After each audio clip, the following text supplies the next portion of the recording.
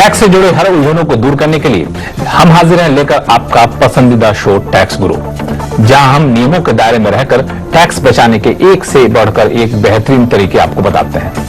नमस्कार, मैं हूं लक्ष्मण रॉय और हमारे साथ इस बार होंगे जाने माने टैक्स एक्सपर्ट शरद कोहली साहब, जो आपके सवालों को जवाब देंगे।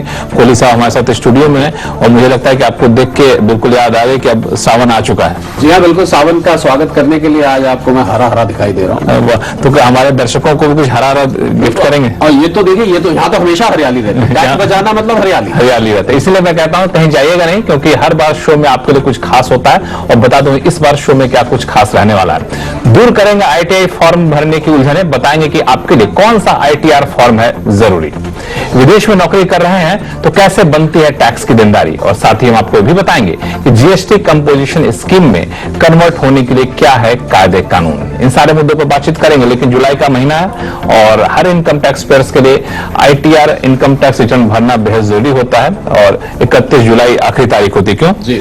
तो जब भी इनकम टैक्स रिटर्न भरने जाते हैं तो मुझे सबसे बड़ी समस्या ये आती है कि इतने सारे ITR फॉर्म दिखते हैं कि कौन सा भरें, किसके लिए, हमारे लिए कौन सा है। तो पहले तो कितने ITR फॉर्म होते हैं वैसे?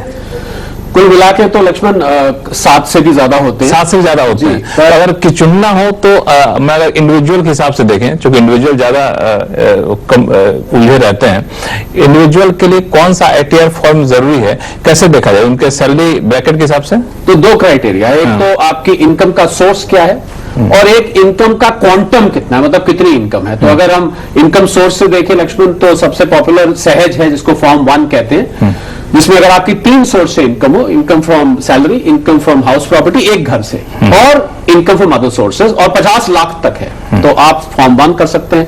इस मतलब सहज के लिए 50 लाख से ज्यादा आमदनी होगी तो फिर आप नहीं करेंगे? नहीं, फिर सहज नहीं रहेगा, फिर वो ITR 2 में चले जाएंगे। अच्छा। तो या तो 50 लाख क्रॉस हो, ITR 2 आ गए। आप ही के सवाल से अगला भी आ जाता है, ITR 2 या आपके पास कैपिटल गेन इनकम है या एक से ज्यादा मकान है, तब भी ITR 2 आ गया। तो ये तो हो गया इसका। आप मान लीजिए आप बिजनेस करते हैं और profit and gains from business profession है और प्रोप्राइटरशिप चलाते हैं और आपकी 2 करोड़ रुपए से ऊपर की आमदनी है, सेल है टोटल, तो फिर हम ITR 3 पर आ जाते हैं। पर ये नहीं है लक्ष्मण के ITR 3 में आप बाकी के सोर्सेज नहीं दिखा सकते।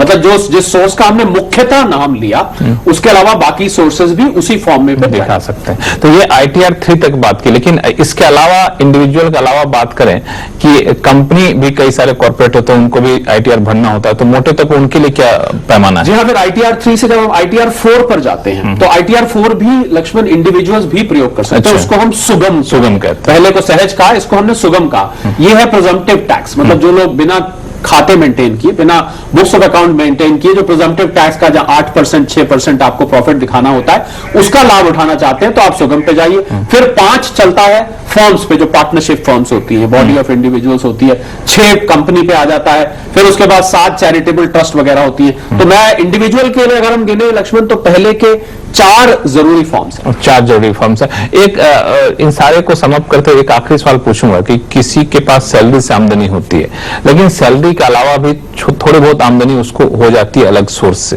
तो बिजनेस के सोर्स से कहें, किराए से आमदनी हो जाती है, और सब मिला के 50 लाख से ज्यादा होती है, तो फॉर्म कौन सा जाएगा उनके लिए? ITR 2। तो फिर तो 2 हो गया। ITR 2 बिल्कुल। अगर पर 50 से कम होती है तो फिर आपने जितने नाम लिए, ये फिर उस कैटेगरी के हिसाब से होगा। गलती से कोई दूसरा फॉर्म भर दिया तो कोई नहीं, गलती से आपने दूसरा फॉर्म भर दिया तो आपकी वो डिफेक्टिव रिटर्न मान ली जाएगी। डिफेक्टिव रिटर्न मान ली जाएगी। चलिए, इसका खास ख्याल रखिएगा। और इसके बावजूद कोई उलझन आपके पास हो तो बताइएगा, हम लोग पूरे महीने आपको बताते रहेंगे कि इनकम टैक्स रिटर्न फॉर्म के लिए भरने के लिए क्या है बारीकियां और आपको किन किन बातों का ख्याल रखना होगा। फिलहाल तो आपको अपने बताया कि कौन से फॉर्म आपके लिए बेहद उपयोगी है। लेकिन इनकम टैक्स रिटर्न फॉर्म में एक और चीज होता है, वो होता है कई बार बकाया टैक्स भी चुकाना चाहते हैं ITR को लेकर। क्यों ऐसा होता है ना? जी बिल्कुल, उसको सेल्फ असेसमेंट करते हैं। इस पर भी हम चर्चा करेंगे, लेकिन इसमें कई सारे कॉलर हमारे साथ जुड़ चुके हैं। पहले उनका सवाल लेते हैं, फिर उस मुद्दे पर हम बातचीत करेंगे अलग से। सबसे पहले कॉलर हैं दिल्ली से GD शर्मा साहब हमारे साथ फोन लाइन पर जुड़ चुके हैं। शर्मा जी नमस्कार।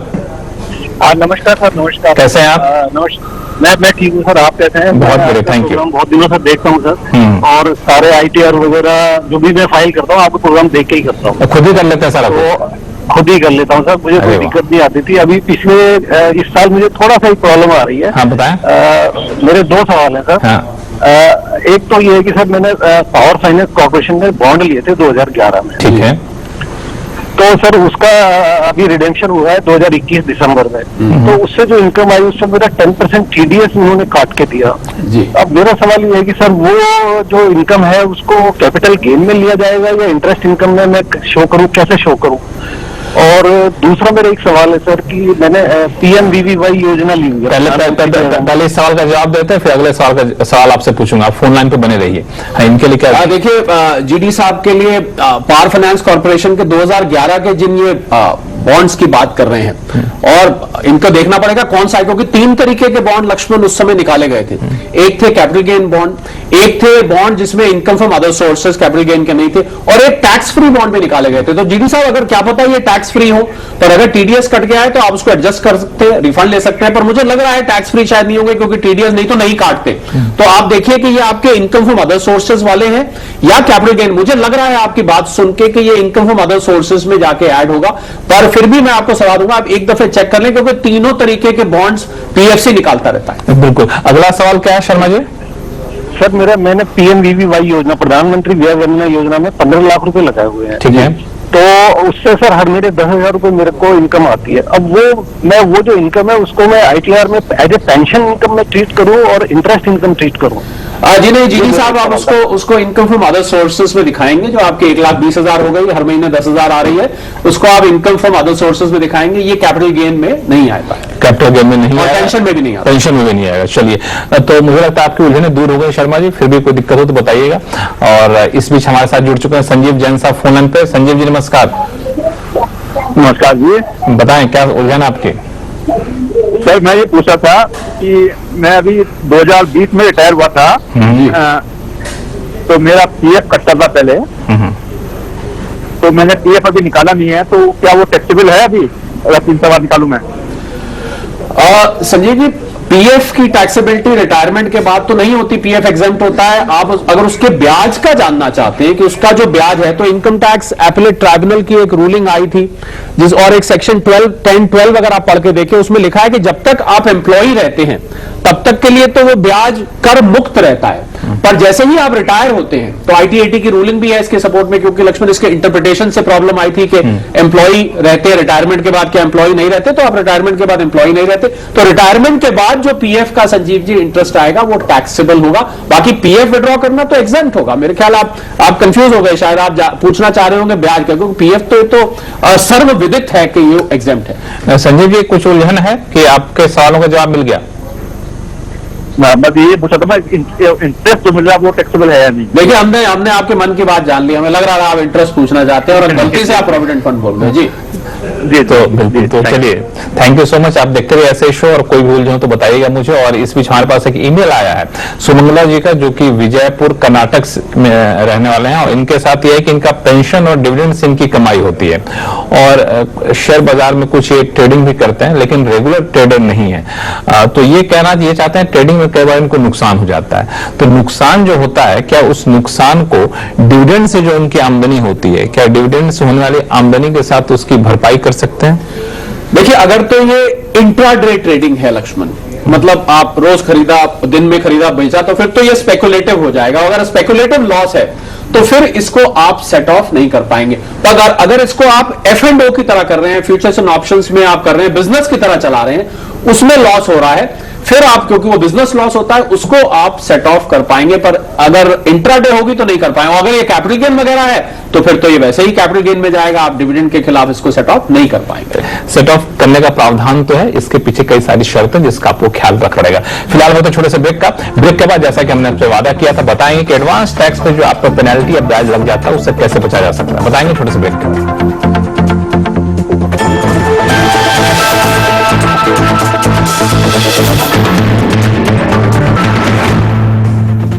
ब्रेक के बाद एक बार फिर से आपका स्वागत है। आप देख रहे हैं टैक्स गुरु, और आपके सवालों का जवाब देने के लिए हमारे साथ हैं जाने माने टैक्स एक्सपर्ट शरद कोहली साहब इस वक्त स्टूडियो में।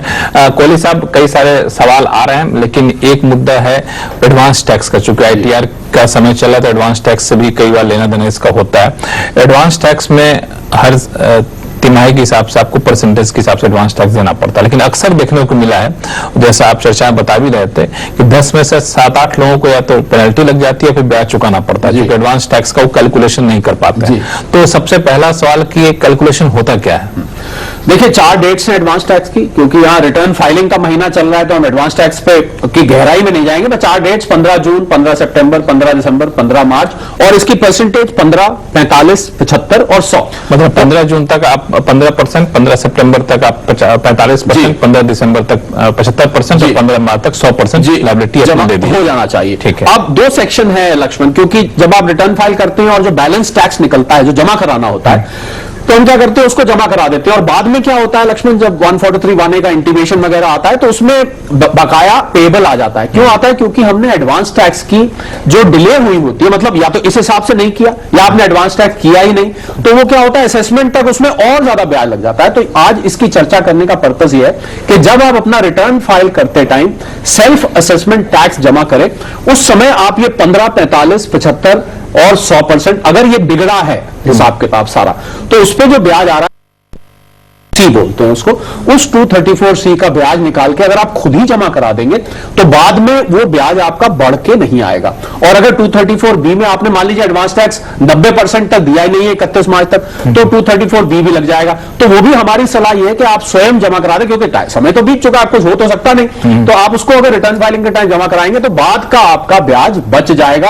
अब लक्ष्मण, आपने हरियाली की बात करी, टैक्स बचाने की बात करी, तो टैक्स बचाने की बात तो करनी ही पड़ेगी। इसमें सीनियर सिटीजन के लिए क्या कुछ स्पेशल प्रोविजन? जी हाँ, सीनियर सिटीजन को अगर profit and gains for business profession नहीं है, तो उनको एग्जाम्प्ट रखा गया है एडवांस टैक्स जमा कराने से। पर अगर उनका पीजीबीपी, जिसको हम बोलते हैं profit gains for business profession है, फिर वो नॉर्मल टैक्स पेयर की तरह आएंगे। वरना उनको, और 10,000 से कम आम लोगों के लिए अगर आपका टोटल टैक्स पेबल है, तब भी आप एडवांस टैक्स की सरदर्दी से मुक्त है। चलिए, अच्छा है कि सीनियर सिटीजन के लिए ये सरदर्दी नहीं है, और जो छोटे टैक्स पेयर्स हैं उनके लिए भी एडवांस टैक्स का झंझट नहीं है। लेकिन जिनकी अच्छी खासी आमदनी होती है, इसका ख्याल जरूर रखिएगा। और जैसा कि कोहली साहब ने बताया कि आप इन तरीकों का पालन करके अपना ब्याज या पेनल्टी से बचा सकते हैं। चलिए, इस बीच हमारे साथ मुंबई से जुड़ चुके हैं दीपक कुमार जी फोन लाइन पर। दीपक जी, नमस्ते। Thank you. I'm Deepak and I'm watching your program regularly and it is very, very useful. I'm thankful to Tax Guru. बहुत बहुत शुक्रिया सर आपका। तो वहाँ मुंबई में बारिश का मजा ले रहे हैं आप? हाँ जी, हाँ जी। अच्छा, now my query is like Hindi में पूछेंगे तो ज्यादा अच्छा होगा, ज्यादा दर्शक पहुंच पाएंगे, तक आपकी बात पहुंच पाएगी। अच्छा, my society has gone for redevelopment in the last year and we received hardship compensation corpus fund in the last financial year. That time they have not deducted any TDS. Now I don't know why they have when they have given our rent, they have deducted my TDS even for corpus fund, that is hardship compensation also. Now my question is, now when I have to pay, I'm in a 30% bracket, and if I have to pay, if when they have deducted TDS, I will have to pay tax on that, so it will be 20%, isn't it? चलिए, दीपक जी ने अंग्रेजी में पूछा, पर हम उनका जवाब कुछ मिश्रित दे देते हैं जिससे बाकी दर्शकों तक भी पहुंचे। सबसे पहली बात कि इनका बिल्डर जो भी सोसाइटी के थे वो बड़ा ही ईमानदारी थे, अच्छा तो रिलोकेट करने। तो लक्ष्मण, 2 तरीके की दीपक जी कॉम्पनसेशन मिलती है। दीपक जी तो मिला है इनको पता ही है। एक तो आपको हार्डशिप मिलता है कि आपको दिक्कत हुई तो एक लम सम अमाउंट दे देते हैं, भाई आपको अपने घर से उठा के कहीं और उतने दिन रहना पड़ रहा है, वो तो माफ होगा, उस पर कोई टैक्स नहीं है। हार्डशिप कॉम्पनसेशन पे कोई टैक्स नहीं। पर आपको अगर डिस्प्लेसमेंट के लिए रेंट दिया जा रहा है, क्योंकि आप कहीं और रह रहे हैं, तो उसका ब्याज आपको कई दफे बिल्डर सोसाइटी देती है, उस पर ट्राइब्यूनल की बाकायदा रूलिंग है कि अगर आपको वो मिल रहा है उस वो टैक्सेबल होगा दीपक जी। तो उसका उस पर अगर टीडीएस उन्होंने काटा है तो वो ठीक काटा है। अगर आप नीचे के स्लैब में है तो आप उस टीडीएस को, जो आपको इनकम को जोड़िए, आप उसको कैलकुलेट करिए। अगर आप नीचे के स्लैब में है तो आपका बाकायदा रिफंड आ जाएगा, वो रिफंड आपके खाते में क्रेडिट हो जाएगा। तो मुझे लग रहा है आप यही पूछना चाह रहे थे, मेनली आपकी बात ये थी, पर वो टैक्सेबल है। टैक्सेबल है यहाँ पे, बिल्कुल ये अलग है कि जो आपको कंपनसेशन या फिर हार्डशिप अमाउंट मिलता है उस पर नहीं लगेगा, बाकी आपको रेंट पे लगेगा। डिस्प्लेसमेंट कंफ्यूजन ना हो, एक पे नहीं लिया, एक पे ले रहे हैं। तो चलिए अगले कॉलर लेते हैं विनोद कुमार जी देहरादून से हमारे साथ फोन लाइन पर जुड़ चुके हैं। विनोद जी नमस्कार, बताएं क्या उलझन आपकी? लक्ष्मण जी और कोहली जी, आप दोनों को नमस्कार। नमस्कार। पहले तो मैं आपको और आपकी पूरी टीम को, सीएनबीसी को बहुत बहुत बधाई और शुभकामनाएं देता हूँ इस कार्यक्रम के लिए। और मैं सुझाव भी देना चाहता हूँ कि आप इस कार्यक्रम का समय थोड़ा सा बढ़ा रहे हैं। अगर हो सकता है तो। बिल्कुल, हम इस पर विचार करेंगे। हाँ सर, मेरी क्वेरी है कि मेरी मिसेज को यूएई में जॉब ऑफर हुई है, टीचर है वो, तो मैं ये जानना चाह रहा था कि उनकी टैक्स लायबिलिटी क्या होगी, मतलब भारत हमारे देश में और वहाँ पे यूएई में जी। तो और अगर वहाँ से पैसा यहाँ पे ट्रांसफर करेंगे तो पहले क्या सबसे होगा? पहले विनोद जी आपको बधाई कि मैम को वहाँ पर जॉब ऑफर हुई है इसके लिए, और कभी देहरादून आए और ये वैसे कोहली साहब जाते हैं देहरादून तो उनको मिठाई जरूर खिलाइएगा। तो मैं आपको आपके सारे एक्सपर्ट को इनवाइट करता हूँ, आप देहरादून आए, आप घूमने के आते हैं यहाँ पे। Thank you so much. बिल्कुल। तो विनोद जी चलिए आपकी धर्मपत्नी जी के सवाल पर आते हैं।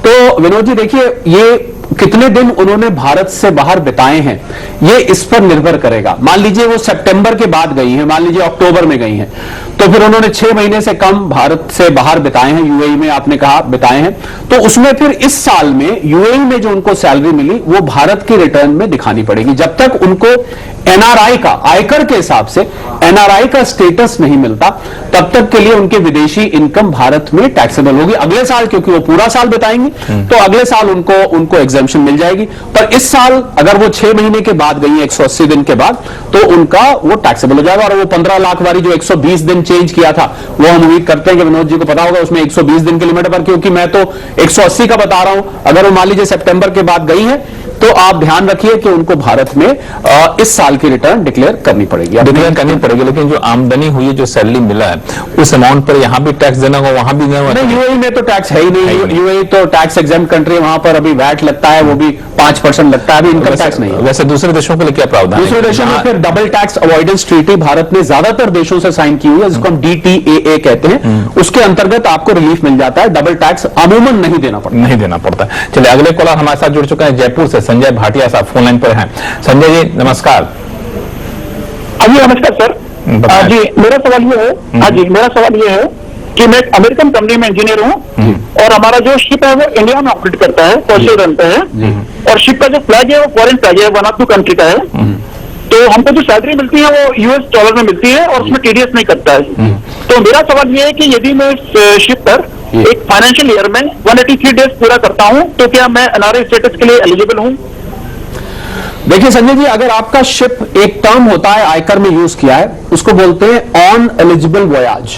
मतलब आप अगर भारत से चल के आपकी शिप किसी देश को जा रही है और आप उस शिप पे हैं, डॉलर में तो आपको मिल ही रही है, फिर तो आप NRI हो जाएंगे। पर कई दफे ऐसा मैंने देखा है कि जो इंजीनियर्स वगैरह होते हैं उनकी शिप मुंबई के आसपास ही पार्क्ड रहती है पूरे साल, उसको हम ऑन एलिजिबल वॉयाज नहीं कहते हैं। मतलब वो शिप खड़ी है, वहां काम चल रहा है और भारतीय वाटर्स में ही है, तो आप ये देखिए कि आपकी जो शिप है वो ऑन एलिजिबल वॉयाज पे है। इसका मतलब ये है कि भारत से निकल के उसकी डेस्टिनेशन किसी दूसरे देश में है, वहां से निकल के वहां पहुंचेगी कि नहीं पहुंचेगी। अगर तो पहुंच जाएगी तो फिर तो ठीक है, अगर नहीं पहुंचेगी तो फिर आपकी ये इनकम भारतीय इनकम मानी जाएगी। आपको डॉलर्स पे यहां पर टैक्स कैलकुलेट करा के वॉलंटरली डिपॉजिट कराना पड़ेगा। इसमें कोहली साहब, मुझे जहां तक याद आ रहा है कि जो NRI वाली बात है या देश से बाहर रहने वाली बात है, उसमें शिप वालों के लिए कुछ चेंजेस किए, कुछ बदलाव किए गए थे इनकम टैक्स में।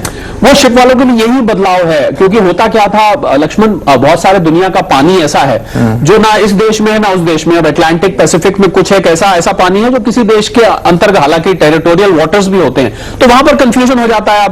आप दिन में वहां थे, शाम को वहां पहुंच गए इसमें, तो इसलिए ऑन एलिजिबल वॉयाज का कॉन्सेप्ट रखा गया है। अगर आप इस पे हैं, मतलब भारत से चल के किसी देश में पहुंच रहे हैं, तो फिर आपको मिलेगा, वरना आपको टैक्स जमा कराना पड़ेगा। चलिए फिलहाल वक्त है छोटे से ब्रेक का। ब्रेक के बाद बताएं कि अगर आप GST कंपोजिशन स्कीम में कन्वर्ट होना चाहते हैं तो क्या करना होगा, क्या कहते हैं कायदे कानून, बताएंगे। वक्त है छोटे से ब्रेक का।